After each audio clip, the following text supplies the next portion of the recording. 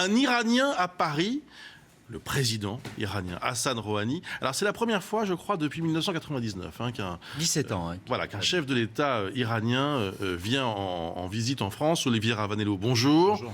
Il est là pourquoi d'ailleurs, avant tout, pour signer des contrats, pour faire du business? Il est là parce qu'il est de retour et qu'il est à nouveau fréquentable depuis Ouais. que les sanctions ont été levées et depuis que les Iraniens ont accepté d'arrêter et d'ouvrir leur programme nucléaire. Évidemment, la question des contrats est centrale.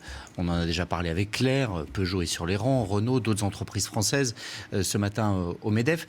Les échanges commerciaux avec la France auparavant, c'était 4 milliards. Donc on espère revenir à cette échelle-là. C'est un pays de près de 80 millions d'habitants, où il y a une grande partie, au moins la moitié de la population, qui ne ressemble pas du tout à cet homme. L'autre partie de la population, elle ressemble à vous et à moi. Elle est sur Facebook, elle a envie de vivre comme vous et moi, et donc...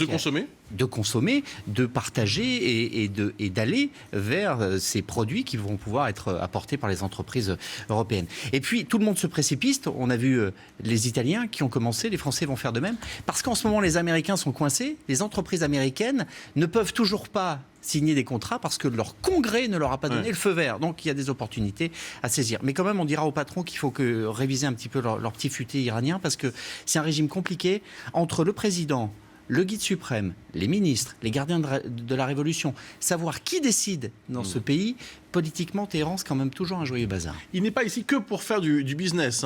Il est aussi beaucoup question, et c'est normal, de diplomatie. Alors, quelles sont les questions géopolitiques vraiment qui vont occuper les discussions entre François Hollande? Voilà. La Syrie, c'est la préoccupation de tout le monde. On parle beaucoup de la Russie, le pays qui soutient le régime de Bachar el-Assad. Celui qu'il tient à bout de bras, financièrement depuis très longtemps, militairement avec les Pasdaran qui sont envoyés sur le terrain, c'est l'Iran. Si quelque chose bouge du côté de Bachar el-Assad, du régime, dans des négociations, c'est parce que l'Iran aura donné son accord. Donc c'est ça qu'on attend des Iraniens et c'est une carte qu'ils vont jouer avec parcimonie. Il faut s'attendre à ce qu'ils fassent durer le plaisir. Accessoirement, et je dis ça bien sûr avec ironie, les droits de l'homme. Alors ça c'est quand même loin d'être réglé dans ce pays. Donc on en parle, on n'en parle pas.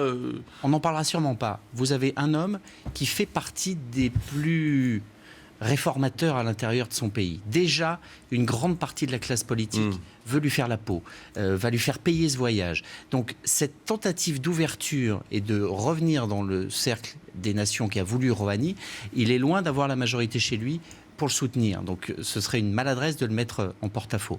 Et puis, la diplomatie, c'est fait pour parler à des pays qui ne sont pas comme nous.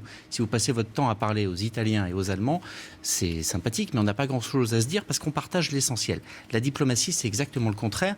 Et je suis persuadé que les entreprises françaises, que les éditeurs font plus bouger des sociétés vers la démocratie en leur apportant un mode de vie, plutôt que les rodomontades de certains chefs d'État qui, de toute façon, rentrent par une oreille et sortent par l'autre.